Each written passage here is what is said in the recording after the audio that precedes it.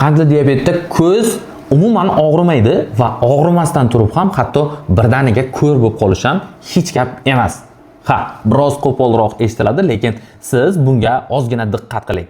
Assalomu alaykum. Sizlar bilan sizni sog'lig'ingizni sizdan-da ko'proq o'ylaydigan Bobur doktor. Ha, siz tushunganingizdek, bugun Xudo xolasa qandli diabetiklar orasida ko'z muammosi u qachon boshlanadi, qanday boshlanadi, nima uchun boshlanadi va nimalar qilish kerak? Mana shu savollarga javob topamiz birgalikda va hoziroq mana shu videoni o'sha qo'lchani qizartirib qo'ying, toki xuddi shu muammodan qiynalayotgan insonlar juda ham ko'p va ulargacha bu videomiz yetib borsin. Balki ular ertaroq shu muammoni o'zlari tezroq yechimini topishar. Balki bir nechta insonlarni hatto ko'r bo'lib qolishdan asrashda sizni foydangiz tegadi. Demak, qandli diabeti bor insonlar orasidagi ko'z muammolari qachon boshlanadi? Qachonki sizda qandli diabet tashxisi qo'yildi va siz o'zingizni boshlanishida hammasi yaxshi, hammasi oddiy, hammasi har doimgidek his qilishda davom etaverasiz. Qandni o'lchamaysiz, dorilaringizni vaqtiga ichmaysiz. Hech narsa bo'lmayapti-ku menga deysiz. Ha, to'g'ri, rostdan ham hech narsa bo'lmaydi. Nima uchun? Chunki organizm shunaqangi aqlliki, u har qanaqa narsani kompensatsiya, ya'ni moslasha oladi har qanday jarayonga. Buni boshlanishida kompensatsiya bosqichi deyiladi. Ya'ni siz ko'p ovqat yesangiz ham, dorilaringizni ichmasangiz ham sizga hech qanday o'zgarish bermaydi, chunki sizning nervlaringiz juda ham zo'r, sizning yuragingiz zo'r, jigar, buyrak, hamma narsa juda ham zo'r va sizga hech qanday ta'sir qilmaydi. Lekin bora-bora bu muammolar qayerdadir albatta o'zini ko'rsatadi. Qandli diabetiklar orasidagi ko'z muammosi eng birinchilardan kelib chiqadigan muammolar.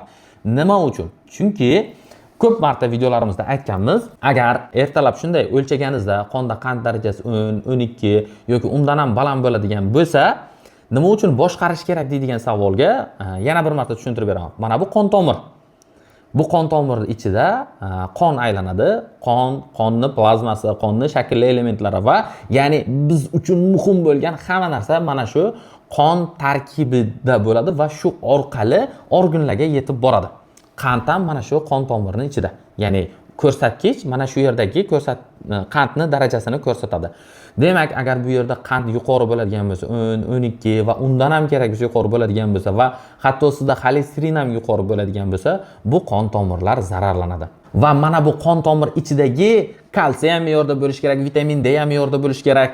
Glukoza ham me'yorda bo'lishi kerak, xolesterin, hamma narsa me'yorda bo'lishi kerak.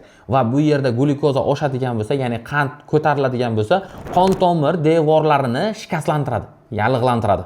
Ya'ni agar buni qanday bo'ladi demoqchi bo'lsangiz, go'shtni oling, bir parcha go'shtni olingda ustiga shakar sepib qo'ying, qanaqa bo'lishini ko'rasiz. Va sekin-astalik bilan qon tomir devorlari jarohatlanib, shikastlanib, qon tarkibida xolesterin ko'p bo'ladigan bo'lsa, jarohatlangan joylarni sekin-asta mana bunaqa blyashkalar egallashni boshlaydi. Va qarabsizki, vaqt o'tgani sari hatto mana bunaqangi ko'rinishlarga, hattoki mana bunaqa ko'rinishlarga ham olib kelishi mumkin. Bu qon tomirni siz ko'ryapsiz, kattagina qon tomir. Ana endi tasavvur qilib ko'ring bittagina. Bizning ko'zlarimiz kichkinagina, nozik, judayam buni hamma taraflama his qilasiz. Hatto gapirilganda ham ko'zning nozik ekanligi his qilinadi-da. Ana endi bu ko'zga keladigan tomirlar qanaqa bo'lishi mumkin? Va qonda qand darajasi baland bo'ladigan bo'lsa va qon tomirlarni birinchi bo'lib shikastlanadigan joy nozikkina bo'lgan ko'z qon tomirlari. Birinchi bo'lib qon tomirlar hatto yorilish jarayonlari ham ko'zdan boshlanadi. Qarabsizki, sekin-astalik bilan sizda ko'z bilan bog'liq muammolar paydo bo'ladi. To'g'ri, ko'z og'rimaydi. Hech narsa qilmasligi mumkin. Shunchaki qichishishi, achishi mumkin. Siz e'tibor bermaysiz, hammada ham bo'ladi. O'tib ketadi. Shunchaki bo'ladi bular hammasi. Lekin vaqt o'tgan sari, siz e'tiborsizlik qilganingiz sari ba'zida kechqurun yaxshi ko'rmaydigan bo'lib qolasiz. Ba'zida ko'zingiz ikki xil ko'radigan bo'lib qoladi. Masalan, bitta ko'zingizni yumib, ikkinchisini ochganingizda boshqacha ko'rasiz. Bunisini yumib, bunisini ochganingizda esa yana ham boshqacha ko'rasiz. Lekin siz e'tiborsiz qoldirishda davom etaverasiz. Vaqtim yo'q, pulim yo'q, kreditim bor, u bor, bu bor. Hammasini qilyapman-ku. Esingizdan chiqarmang. Bu boshlanishidagi yengil kichkina narsalar bular signallar va sizni katta yo'qotishlar kutayotganini bildiryapti. buni vaqtida aniqlamasangiz, vaqtida payqamaydigan bo'lsangiz, sizda muammolar chuqurlashib boraveradi. Hatto oxirida ko'z ko'rmay qolishi ham mumkin. O'sha paytda dodingizni kimga aytsangiz ham befoyda. Eng zo'r oftalmologni izlab topasizmi? Eng zo'r diabetologni topasizmi? Eng zo'rlariga borib murojaat qiling, sizga yordam bera olmaydi. Shu uchun ham jon kuydiramiz. Hozir qiling o'shani. Hozir vaqt toping o'zingizga ozgina.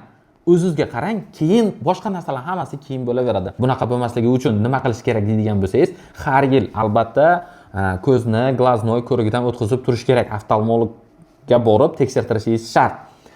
Albatta qonda qand darajasini o'lchab turish shart. Albatta ovqatlanishni nazorat qilish shart. Albatta qon bosimini o'lchatish va qon bosimi baland bo'ladigan bo'lsa, u uchun ham dorilarni qabul qilish, vaqtida qabul qilish shart. Va sizga buyurilgan hamma kompleks yondashuvlarni birma-bir bajarishingiz shart. Yaxshi uxlashingiz shart, ko'zni azob bermasligingiz shart, televizorga erta-kech qaram bo'lib qoladigan bo'lmasligingiz shart, telefonda erta-kech kontent ko'raman, kasallik izlayman deb mana shunday o'tirmasligingiz shart. Albatta bular bir boshdan qilinishi kerak. Eng asosiy masala, juda ko'pchilik e'tibor bermaydi. Ko'pchilikda allaqachon ko'z muammosi boshlangan va borib bo'ldi endi ko'zimda nimadir muammo boshlandi.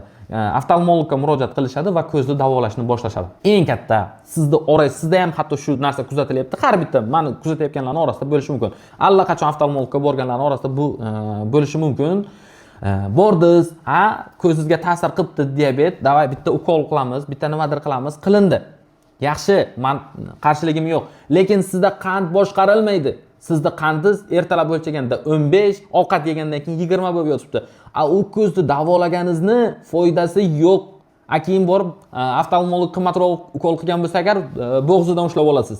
Sen palon pulga ukol qilding, palon narsani qilding, lekin meni ko'zim yana shu holatga tushdi.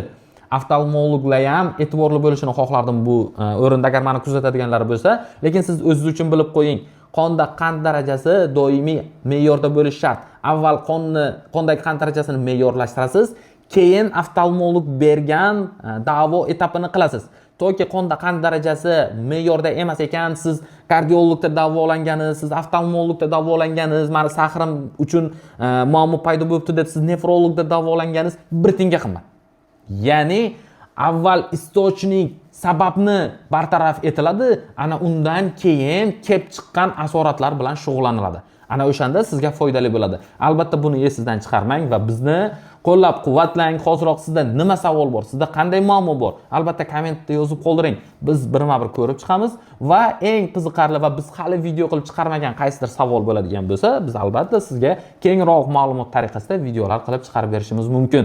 Keyingi videolarimizda yana ham diabet bilan bog'liq asoratlarni yoritishga harakat qilaman, xudo xolasa. Ungacha esa sog'lig'ingizni o'zingiz uchun asrang do'stlar.